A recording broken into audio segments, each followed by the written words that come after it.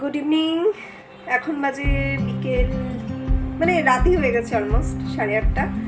তো আমি অনেক দিন পরে আবার আমার ব্লগটা স্টার্ট করেছি। কিছুদিন আমি স্টপ রেখেছিলাম, আমি কোনো রকমের ব্লগ পোস্ট করিনি, কিছু সমস্যা ছিল। আবার আমি স্টার্ট করছি। তো তোমরা সবাই কেমন আছো? আমি ঠিকঠাক আছি, ভালো আছি, দেখতেই পাচ্ছ। যখন লাস্ট ব্লগ দিয়েছিলাম বলেছিলাম আমার শরীরটা খুবই খারাপ, বিগত 2-3 মাস আগের কথা বলছি। এখন ভালো আছি, সুস্থ আছি। আর এখন আগামী দিনে খুব নতুন ইন্টারেস্টিং ব্লগ আসতে চলেছে, প্লিজ তোমরা ব্লগগুলো দেখো।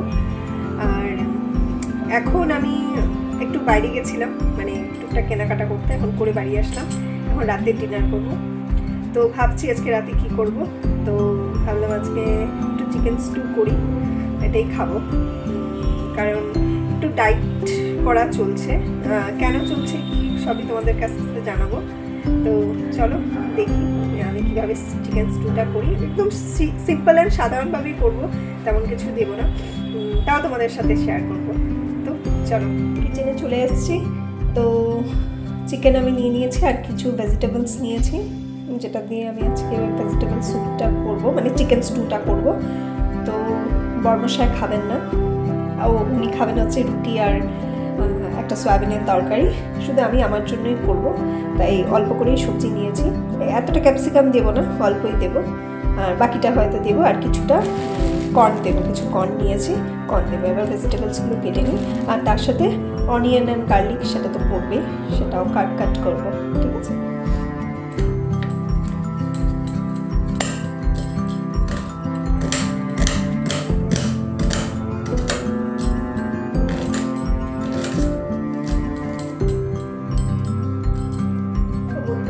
পেঁয়াজ কাটতে গিয়ে কি অবস্থা, প্রত্যেকবারই যখন পেঁয়াজ কাটতে যাই এরকম চোখ দিয়ে জল বেরো, কি যে বলি। এদিকে আমি মোটামুটি সবই সবজি কাটা হয়ে গেছে, মানে যা যা ভেজিটেবলস ছিল সব কেটে নিয়েছি। আদা, রসুন, পেঁয়াজ সেটাও কমপ্লিট হয়ে গেছে। এবার তাড়াতাড়ি রান্নাটা করে প্রেসার কুকারে হয়ে গেছে। এবার একটু সামান্য তেল দেবো। ও জল আছে, জলটাকে একটু ফেলে নিতে হবে।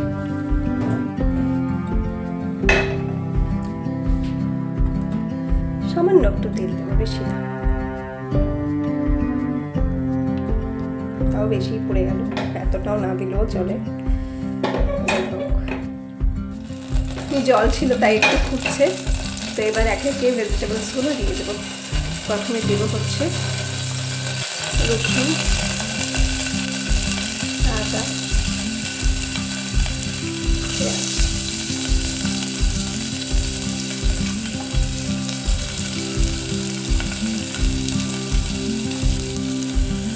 এবার একটু দেবো সামান্য পরিমাণে নুন।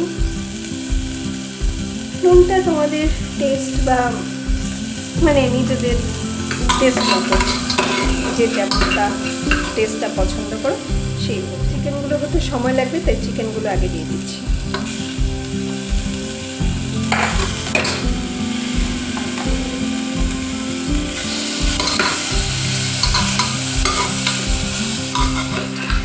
সব ভেজিটেবলসগুলো এবার দিয়ে দিয়েছি আমি।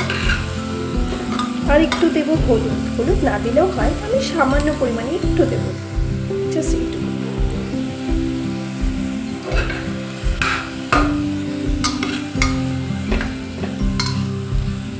এবার লাস্টে দিয়ে দেবো এই হাফ কাপ পরিমাণের মতো জল। জলটা দিয়ে এবার প্রেসার কুকারকে সিটি দেওয়ার জন্য প্রেসার কুকারটা লাগিয়ে দেবো। অল্প একটু আটা নিয়ে নিয়েছি বরের জন্য, বর্মশাইয়ের জন্য কয়েকটা রুটি করবো। বললাম যেহেতু বর্মশাই সোয়াবিন দিয়ে রুটি খাবে, তো এবার আটাটাকে মেখে নিয়ে রুটি কটা করে নেব।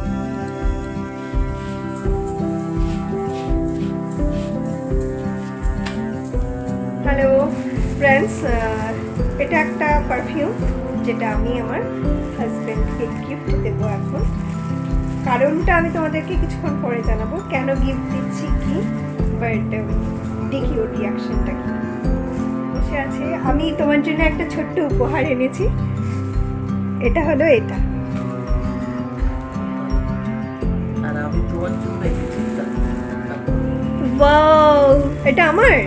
হ্যাঁ তো আর কারো ওয়াও, থ্যাংক ইউ। বর্মশাই আমাকে একটা খুব সুন্দর গিফট দিল। তো এবার চলো গিফটটাকে খুলে দেখা যাক কি আছে ভিতরে। এবার খুলে দেখছি গিফটে কি আছে।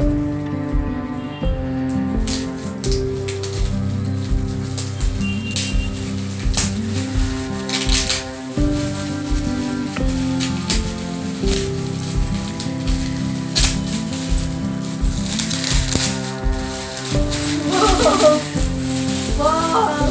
একটা পার্স আছে, খুবই সুন্দর, বিউটিফুল পার্স। এটা আমার খুব দরকার ছিল এই পার্সটা।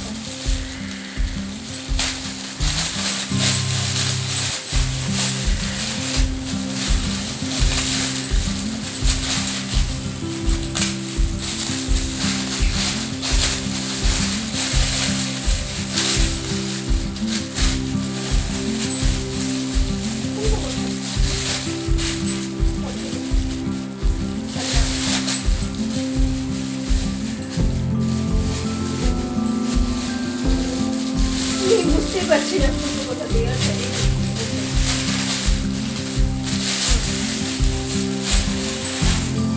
এই হলো এই পার্সটা।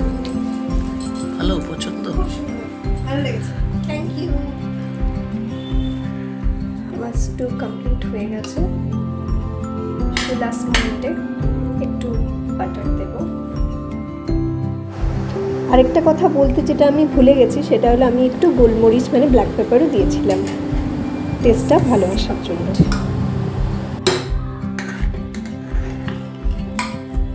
গরম গরম চিকেন স্টু রেডি।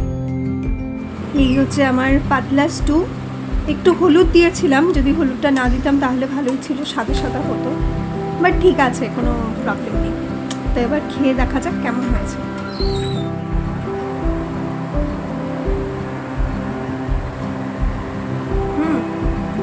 ভালো হয়েছে, একটু হালকা হয়েছে কিন্তু দারুণ খেতে হয়েছে। তো ঠিক আছে, আমি এই হচ্ছে আজকে আমার ডিনার। তো আজকে আমার ব্লগটাকে আমি এখানেই শেষ করছি। দেখা হবে আগামী অন্য একটা ব্লগে।